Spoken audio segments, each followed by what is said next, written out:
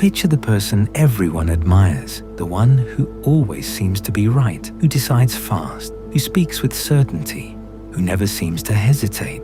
Now picture the other person, the one who rereads the same message 3 times before sending it, the one who questions a decision she just made 2 minutes ago, the one everyone around her finds brilliant except herself. What if it's the same person? Here's the theory this video is built on. The sharpest minds aren't the ones who doubt the least. They're the ones who doubt the most. And by the end of this video, you'll understand exactly why and maybe recognize yourself in it. Because there's a paradox almost no one explains correctly. The more nuance a person perceives in a situation, the more reasons they also perceive for being wrong. Doubt isn't the absence of certainty. It's the presence of too much information. So let's look at what that actually looks like in a life. That hesitation before answering a simple question. That's not social insecurity. It's real-time internal editing.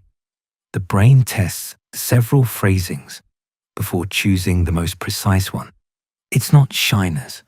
It's precision. And if this mechanism applies to speech, does it also apply to decisions? There's this strange feeling of never quite measuring up, even while everyone else sees you as competent.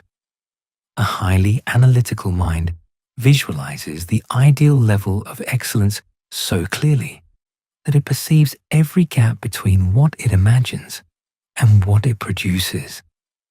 A gap that others who picture that ideal less precisely simply never see. Let's call it the gap. Remember that word. It's coming back. This gap explains why some ordinary decisions take far longer than they should. A brain that naturally processes more variables can't switch off that analysis, even for a minor choice. It sees cascading consequences where others see an obvious answer. You know that moment, the cursor blinking on an empty email for 4 minutes, the finger hovering over send on a text that took 30 seconds to write and 4 minutes to rewrite. Nobody around you sees that. They just see the email arrive. And what if this same mechanism explained why some highly intelligent people push off the projects that matter to them most? It isn't laziness. It's that the more a project matters, the wider the perceived gap becomes between the imagined result and the current ability to reach it. And the wider that gap, the more the fear of doing it wrong slows down the act of starting. But that fear doesn't stop at the decision. A mind that naturally explores multiple scenarios keeps simulating the path not chosen, even after the choice is made. Lying in bed at 11 p.m., replaying a conversation from 9 a.m., rewriting the sentence you actually said into the sentence you should have said. That's not insomnia. That's a mental exploration that never fully shuts off. And this constant doubt comes at a real cost. Because this person isn't comparing herself to others. She's comparing herself to the most accomplished version of what she could produce. An invisible, personal standard, almost impossible to reach.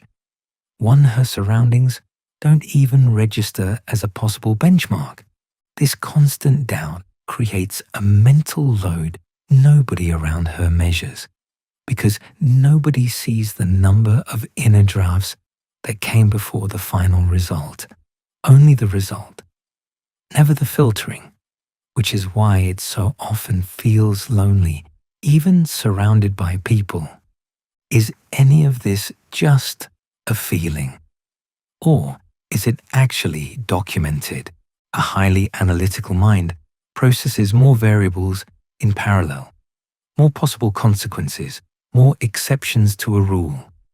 Mechanically, that multiplies the points of internal friction, and therefore the occasions for doubt. where a more linear processing of information produces faster certainty, but a far less nuanced one. And what if the greatest minds in history doubted themselves just as much? Many figures widely recognized for their exceptional intelligence expressed at some point in their journey this deep feeling of never truly knowing. That gap between the image others held of them and what they actually felt inside. That chronic doubt didn't stop their success. It often walked alongside it. And what if doubt wasn't a brake on success? What if it was literally one of its engines? Here's what no one tells you. Doubt acts as an internal quality control system. It pushes you to check, to improve, to start over, to never settle for a first version. There's a well-documented effect where the less someone knows, the more certain they feel. In the sharpest minds, it's exactly the reverse. The more complexity they perceive, the less absolute they become. And it's precisely that inner standard, that refusal of the easy way, that pushes them toward a level of execution blind confidence never reaches. Doubt doesn't hold the sharpest minds back. It builds them, one rewrite at a time. So go back to that opening image, that confident person, commanding, sure of herself. She isn't the one producing the most accomplished work. It's the one who doubts, who starts over, who's never fully satisfied. Doubt isn't proof of a lack of worth. It's proof of a mind that refuses easy simplicity. If you doubt yourself this much, maybe it's not because you're not enough. Maybe it's because you see too much. Tell me in the comments. Was it the email you rewrote 4 times? The conversation you replayed at 11 p.m.?